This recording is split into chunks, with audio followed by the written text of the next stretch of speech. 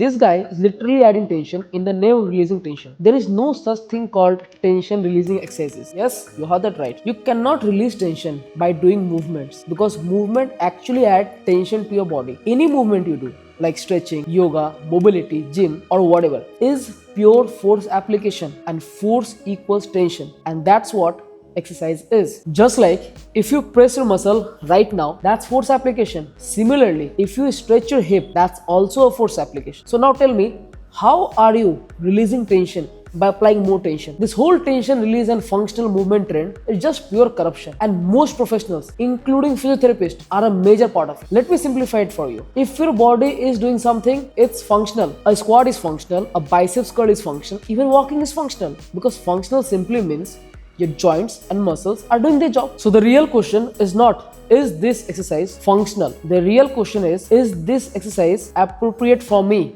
based on my joint condition? And this is where videos like this become dangerous, because people with poor joint health start seeing these mobility drills and start forcing the ranges that their body is not capable of. And instead of releasing tension, they end up creating more tension. So what's the actual solution? Very simple. Exercise regularly, and your exercises should be joint friendly, and make sure to perform them well. And not everything that you see as optimal should be necessarily optimal for you. For example, a face away cable biceps curl may be optimal on paper because of better resistance profile, but when you perform them, if you feel little off on your shoulder or elbow, then you might have to take an immediate call and ask yourself, is there any harm in switching to something like standing dumbbell biceps curl? Because they may not be as optimal as face away cable curl, but they might feel safer on joints. And if that is the case, by all means switch to standing dumbbell biceps curl. Because I'll tell you what, the rule of the game is very simple. Stay in the game and be in the game without injuries, and that's how real progress happens. So basically,